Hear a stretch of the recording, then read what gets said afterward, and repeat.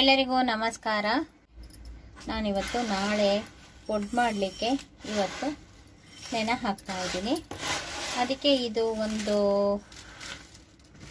ಈ ಬಟ್ಲು ತಗೊಂಡಿದ್ದೀನಲ್ಲ, ಇದರಲ್ಲಿ 2 ಬಟ್ಲು ಹಾಕ್ತಾ ಇದ್ದೀನಿ. ಅಕ್ಕಿಯನ್ನು 2 ಬಟ್ಲು ಹಾಕಿದರೆ ಉದ್ದಿನಬೇಳೆ ಮತ್ತು ಮೆಂತ್ಯನ ಎಷ್ಟು ಹಾಕಬೇಕು ಅಂತ ನೋಡಿ. 2 ಬಟ್ಲು ಅಕ್ಕಿನ ನೆನೆ ಹಾಕ್ಕೊಳ್ತೀನಿ. ಅದಕ್ಕೆ ಉದ್ದಿನಬೇಳೆ ನೋಡಿ, ಅರ್ಧ ಬಟ್ಲು ಉದ್ದಿನಬೇಳೆ ತಗೊಳ್ತಾ ಇದ್ದೀನಿ. ಇದನ್ನು ಕೂಡ ಅಕ್ಕಿ ಜೊತೆಗೆ ಹಾಕಿ ನೆನೆ ಹಾಕ್ತಾ ಇದ್ದೀನಿ ನೋಡಿ. ಇದ್ರ ಜೊತೆಗೆ ಮೆಂತ್ಯ 1 ಸ್ಪೂನಷ್ಟು ತಗೊಳ್ತಾ ಇದ್ದೀನಿ. ಇದನ್ನು ಕೂಡ ಈ ಅಕ್ಕಿ ಒಳಗಡೆನೆ ಹಾಕ್ತಾ ಇದ್ದೀನಿ. ಈಗ ಅಕ್ಕಿ, ಉದ್ದಿನಬೇಳೆ, ಮೆಂತ್ಯ 3 ಕೂಡ ಒಟ್ಟಿಗೆ ನೆನೆಸಿ ಇಡ್ತಾ ಇದ್ದೀನಿ. 2 ಸಲ ಚೆನ್ನಾಗಿ ನೀರು ಹಾಕಿ ಕಿವುಚಿ ತೊಳೆದ್ಬಿಟ್ಟು ಇದನ್ನು ಒಂದು 4-5 ಗಂಟೆ ನೆನೆಸ್ಕೋಬೇಕು. ಆ ನಂತರ ರುಬ್ಬೋಣ ನೋಡಿ. 2 ಸಲ ಚೆನ್ನಾಗಿ ಕಿವುಚಿ ತೊಳೆದು ನೀರನ್ನು ಚೆಲ್ಬಿಟ್ಟಿದ್ದೀನಿ. ಈಗ ನೋಡಿ ಸ್ವಚ್ಛ ನೀರು ಹಾಕ್ತಾ ಇದ್ದೀನಿ ನೋಡಿ, ಎಷ್ಟು ಕ್ಲಿಯರಾಗಿ ಕಾಣಿಸ್ತಾ ಇದೆ. ಈಗ ನಾನು ರುಬ್ಬೇಕಾದ್ರೆ ಇದೇ ನೀರನ್ನೇ ಬಳಸ್ಕೊಳ್ತಾ ಇದ್ದೀನಿ. ಇದು ಒಂದು 5 ಗಂಟೆ ಕಾಲ ನೆನೆಬೇಕು.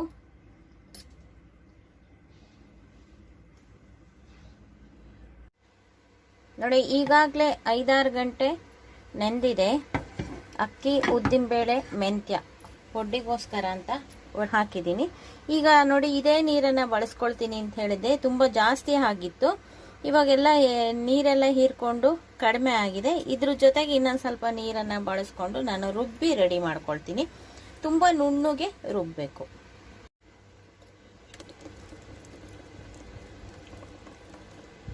ನೋಡಿ. ಅಷ್ಟು ಹಿಟ್ಟನ್ನು ತುಂಬ ನೈಸಾಗಿ ರುಬ್ಬಿದ್ದೀನಿ. ಸಖತ್ತು ನೈಸಾಗಿದೆ. ಅಕ್ಕಿನ 1 ಗಂಟೆ ಜಾಸ್ತಿ, ಈಗ 4 ಗಂಟೆ 5 ಗಂಟೆ ಅಂತೀವಲ್ಲ, ನಾನು ಈಗ 5-6 ಗಂಟೆ ನೆನೆಸ್ಕೊಂಡಿದ್ದೆ. ಒಂದು ಸ್ವಲ್ಪ ಜಾಸ್ತಿ ನೆನೆಸ್ಕೊಂಡ್ರೆ ನುಣ್ಣಗಾಗುತ್ತೆ. ಹರಿಬರಿನಲ್ಲಿ 4 ಗಂಟೆ ನೆನೆಸಿದ್ದೀನಿ ರುಬ್ಬೋಣ ಅಂತಂದರೆ ಒಂದು ಸ್ವಲ್ಪ ನುಣ್ಣು ಥರನೇ ಹಾಗೆ ಉಳಿಯುತ್ತೆ, ತುಂಬ ನುಣ್ಣಗಾಗೋದಿಲ್ಲ. ಆದ್ದರಿಂದ 5-6 ಗಂಟೆ ನೆನೆಸ್ಕೊಳ್ಳಿ. ಈಗ ನೋಡಿ, ತುಂಬ ನುಣ್ಣಗೆ ಗಟ್ಟಿಯಾಗಿ ರುಬ್ಬಿದ್ದೀನಿ, ತೀರಾ ತೆಳುವೂ ಇಲ್ಲ. ಇದನ್ನು ಹಾಗೆ ಇಡ್ತೀನಿ, ಉಪ್ಪು ಹಾಕೋದಿಲ್ಲ.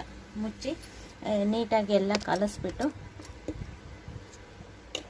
ಒಟ್ಟೊಟ್ಟಿಗೆ ರುಬ್ಬಿದ್ದೀನಲ್ಲ, ಉದ್ದಿನಬೇಳೆ, ಮೆಂತ್ಯ, ಅಕ್ಕಿ ಎಲ್ಲ ಒಟ್ಟೊಟ್ಟಿಗೆ ರುಬ್ಬಿರೋದು ನಾನು. ಈಗ ಇದನ್ನು ಮುಚ್ಚಿಟ್ಟಿರೋಣ. ಇದನ್ನೆಲ್ಲ ತೆಗೆದುಬಿಟ್ಟು ಈಗ ನೋಡಿ, ಇಷ್ಟಿದೆ, ಇಷ್ಟು ಪಾತ್ರೆ ಖಾಲಿ ಇದೆ ನೋಡಿ. ಈ ಪಾತ್ರೆನಲ್ಲಿ ಇಷ್ಟು ಪಾತ್ರೆ ಖಾಲಿ ಇದೆ. ನಾಳೆ ಬೆಳಗ್ಗೆ ಎದ್ದೇಳೋ ಅಷ್ಟೊತ್ತಿಗೆ ನಮಗೆ ಮೇಲಕ್ಕೆ ಬಂದಿರುತ್ತೆ. ಈಗ ಮುಚ್ಚಿಟ್ಟಿರೋಣ.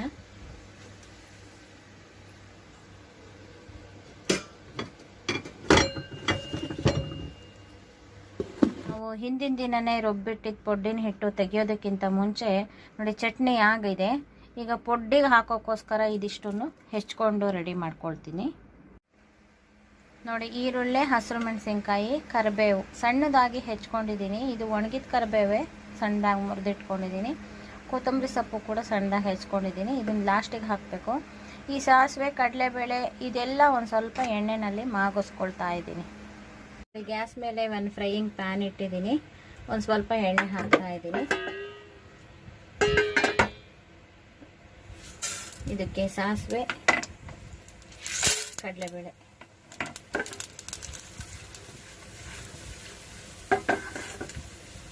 ಪೊಡ್ಡಿನ ಹಿಟ್ಟಿಗೆ ಕಲಸ್ಲಿಕ್ಕೋಸ್ಕರ ನಾನು ಇದನ್ನು ಮಾಗಿಸ್ಕೊಳ್ತಾ ಇದ್ದೀನಿ ನೋಡಿ. ಇವಾಗ ಕಡಲೆಬೇಳೆ ಒಂದು ಸ್ವಲ್ಪ ಆಗಿದೆ. ಈಗ ಈರುಳ್ಳಿ, ಕರಿಬೇವು, ಹಸಿರು ಮೆಣಸಿನ್ಕಾಯಿ ಸಣ್ಣದಾಗಿ ಹೆಚ್ಕೊಂಡಿರೋದನ್ನು ಹಾಕಿದ್ದೀನಿ. ಈಗ ಇದನ್ನು ಒಂದು ಸ್ವಲ್ಪ ಚೆನ್ನಾಗಿ ಮಾಗಿಸ್ಕೋಬೇಕು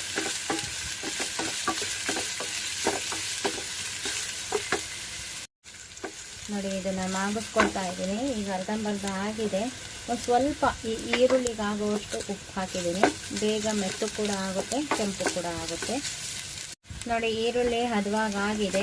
ಈಗ ಇದನ್ನು ನಾನು ಆಫ್ ಮಾಡ್ಕೊಳ್ತಾ ಇದ್ದೀನಿ. ಆಫ್ ಮಾಡಿಕೊಂಡು ತಣ್ಣಗಾಗಬೇಕು ಇದು ಒಂದು ಸ್ವಲ್ಪ ನೋಡಿ. ಈಗ ಚಟ್ನಿ ರೆಡಿಯಾಗಿದೆ. ಮತ್ತು ಮಾಗಿಸ್ಕೊಂಡಿರೋದು ರೆಡಿಯಾಗಿದೆ.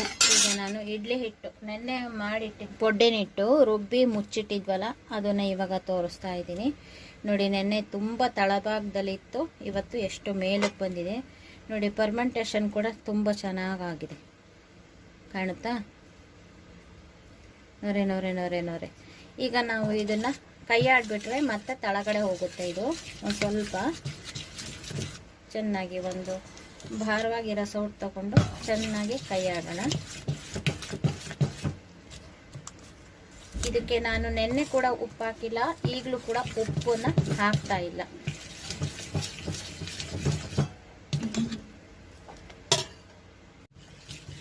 ನೋಡಿ 2 ನಿಮಿಷ ಚೆನ್ನಾಗಿ ಕೈ ಆಡಿದ್ದೀನಿ. ಹದವಾಗಿದೆ ನೋಡಿ, ಗಟ್ಟಿಗೆ ಇದೆ. ಈಗ ನೀರು ಪಾರು ಏನು ಹಾಕೋದು ಬೇಡ. ಈಗ ನೋಡಿ ಇದರಲ್ಲಿ ನಾನು ಈಗ ನೋಡಿ ಒಗ್ಗರಣೆ ಮಾಡಿಟ್ಕೊಂಡಿದ್ದೀನಿ ಪಡ್ಡಿಗೋಸ್ಕರ ಅಂತ. ಇದು ಪಾತ್ರೆ ಕೂಡ ತಣ್ಣಗಾಗಿದೆ. ಇದಕ್ಕೆ ನೋಡಿ ಹಸಿ ಕೊತ್ತಂಬರಿ ಸೊಪ್ಪು, ಇದನ್ನು ಒಗ್ಗರಣೆಗೆ ಹಾಕಿರಲಿಲ್ಲ. ಈಗ ನೋಡಿ ನಾವು ಪೊಡ್ ಮಾಡಲಿಕ್ಕೆ ಎಷ್ಟು ಬೇಕೋ ಹಿಟ್ಟು ಅಷ್ಟನ್ನು ಇದರೊಳಗಡೆ ಹಾಕ್ಕೊಳ್ತಾ ಇದ್ದೀನಿ. ಇನ್ನು ಹಿಟ್ಟಿಗೆ ಉಪ್ಪು ಹಾಕಿಲ್ಲ ನೋಡಿ. ಈ ಥರ ಗಟ್ಟಿನೇ ಇರಬೇಕು, ತೆಳು ಮಾಡ್ಕೋಬಾರ್ದು.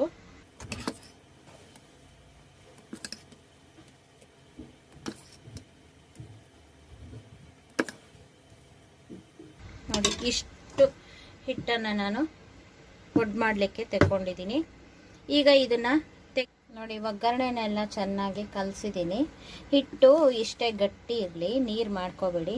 ಚೆನ್ನಾಗಾಗಿದೆ ಹಿಟ್ಟು ನೋಡಿ. ಹಿಟ್ಟಿಗೆ ಉಪ್ಪು ಹಾಕಿಲ್ಲ ನಾನು, ಆದ್ದರಿಂದ ಇದಕ್ಕೆ ಎಷ್ಟು ಬೇಕಾಗುತ್ತೋ ಅಷ್ಟು ಉಪ್ಪನ್ನು ಹಾಕ್ತಾ ಇದ್ದೀನಿ. ಈಗ ಉಪ್ಪನ್ನು ಅಷ್ಟೇ ಚೆನ್ನಾಗಿ ಕೈ ಆಡ್ಕೊಂಡ್ಬಿಡ್ಬೇಕು. ಸ್ವಲ್ಪ ಇಂಗನ್ನು ಹಾಕ್ತಾ ಇದ್ದೀನಿ. ಇದನ್ನು ಕೂಡ ಒಂಚೂರು ನೀರು ಹಾಕಿ ಕಲಸಿ ಹಾಕ್ತಾ ಇದ್ದೀನಿ.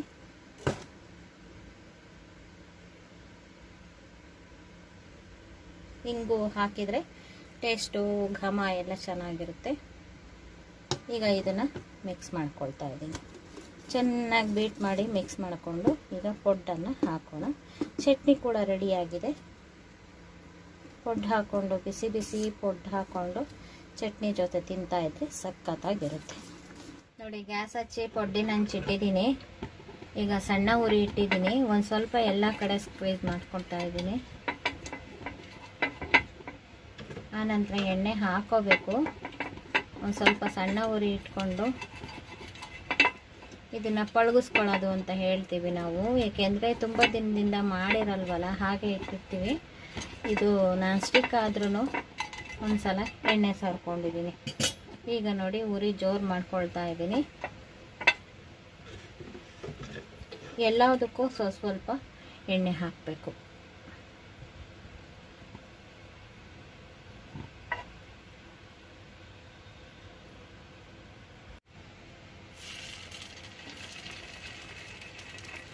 ನಾನು ಫಸ್ಟಿಗೆ ಸುತ್ತಲಕ್ಕೂ ಹಾಕೊಂಡ್ಬಂದ್ಬಿಡ್ತೀನಿ,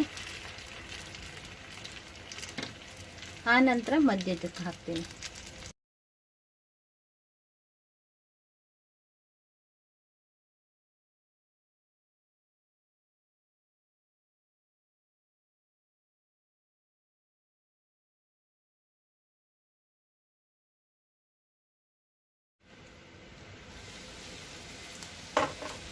ನೋಡಿ ಇವಾಗ ತೆಗಿತಾ ಇದ್ದೀನಿ.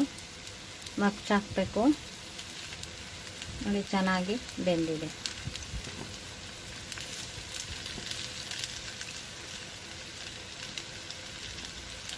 ಎರಡು ಕಡೆನೂ ಚೆನ್ನಾಗಿ ಬೇಯಿಸ್ಕೊಂಡ್ರೆ ಆಯಿತು.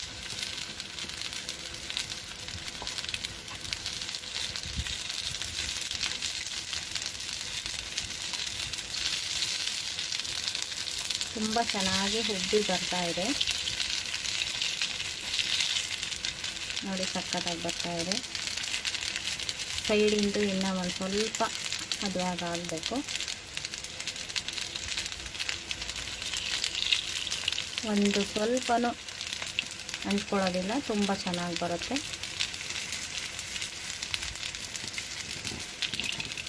ಸೈಡಿಂದು ಒಂದು ಸ್ವಲ್ಪ ನಿಧಾನ ಬೇಯುತ್ತೆ.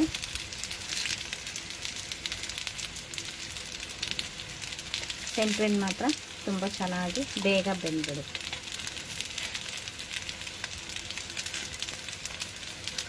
ನೋಡಿ ಸಖತ್ತಾಗಿ ಬರ್ತಾ ಇದೆ. ಇದನ್ನು ಕೂಡ ಕೆಂಪುಗೆ ಬೇಯಿಸ್ಕೊಳ್ಬೇಕು. ನೋಡಿ ಚೆನ್ನಾಗಿ ಆಗಿದೆ, ಸಖತ್ತಾಗಿ ಬಂದಿದೆ ಪೊಡ್ಡು. ಮೊದಲನೇ ಸಲ ಒಂದು ಸ್ವಲ್ಪ ಜಾಸ್ತಿ ಹಾಕಿದ್ದೆ ಎಣ್ಣೆ, ಈಗ ಒಂದೇ ಒಂದು ಸ್ವಲ್ಪನೇ ಹಾಕಿದ್ದೀನಿ. ಈಗ ಪೊಡ್ಡನ್ನು ಹಾಕ್ತಾ ಹೋಗ್ತೀನಿ.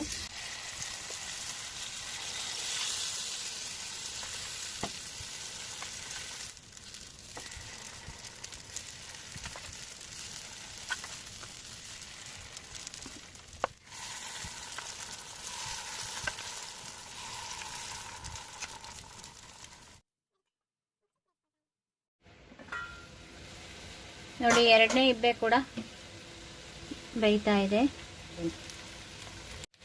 ನೋಡಿ ಈ ಸಲ ಎರಡನೇ ಸಲ ಅಲ್ಲ, ಕಾವಾಗ್ತಿರುತ್ತೆ, ಅದಕ್ಕೆ ಎಲ್ಲ ಒಂದೇ ಸಲ ಈವನ್ ಆಗಿ ಬೇಯ್ತಾ ಇದೆ. ನೋಡಿ ಪೊಡ್ಡಂತೂ ಸಖತ್ತಾಗಿ ಬಂದಿದೆ. ಸಖತ್ತಾಗಿರೋವಂಥ ಪೊಡ್ಡು ಮತ್ತು ಟೊಮೊಟೊ ಕಾಯಿನ ಚಟ್ನಿ ಸಖತ್ತಾಗಿದೆ. ಇದು ನೋಡಿ, ಇದರ ಅನುಕೂಲ ಕೂಡ ಪಡ್ಕೊಳ್ತೀರಾ ಅಂತ ನಾನು ಈ ವಿಡಿಯೋ ಮಾಡಿ ತೋರಿಸಿದ್ದೀನಿ. ಈ ವಿಡಿಯೋ ನಿಮಗೂ ಇಷ್ಟ ಆಗಿದ್ದರೆ ಲೈಕ್ ಮಾಡಿ, ಶೇರ್ ಮಾಡಿ ಮತ್ತು ನಮ್ಮ ಚಾನಲ್ಗೆ ಇದುವರೆಗೂ ಸಬ್ಸ್ಕ್ರೈಬ್ ಆಗಿಲ್ಲ ಅಂದರೆ ಈ ಕ್ಷಣದಿಂದ ಸಬ್ಸ್ಕ್ರೈಬ್ ಆದರೆ ನಿಮ್ಮ ದಿನನಿತ್ಯದ ಅನುಕೂಲಕ್ಕೆ ಬರುವಂತಹ ವಿಡಿಯೋಗಳನ್ನೇ ನಾನು ಮಾಡ್ತಾ ಇದ್ದೀನಿ. ಈ ವಿಡಿಯೋ ನಿಮಗೂ ಇಷ್ಟ ಆಗಿದ್ದರೆ ಲೈಕ್ ಮಾಡಿ, ಶೇರ್ ಮಾಡಿ ಮತ್ತು ನಮ್ಮ ಚಾನಲ್ಗೆ ಇದುವರೆಗೂ ಸಬ್ಸ್ಕ್ರೈಬ್ ಆಗಿಲ್ಲ ಅಂದರೆ ಈ ಕ್ಷಣದಿಂದ ಸಬ್ಸ್ಕ್ರೈಬ್ ಆದರೆ ನಿಮ್ಮ ದಿನನಿತ್ಯದ ಅನುಕೂಲಕ್ಕೆ ಬರುವಂತಹ ವಿಡಿಯೋಗಳನ್ನೇ ನಾನು ಮಾಡ್ತಾ ಇರ್ತೀನಿ. Thank you for watching.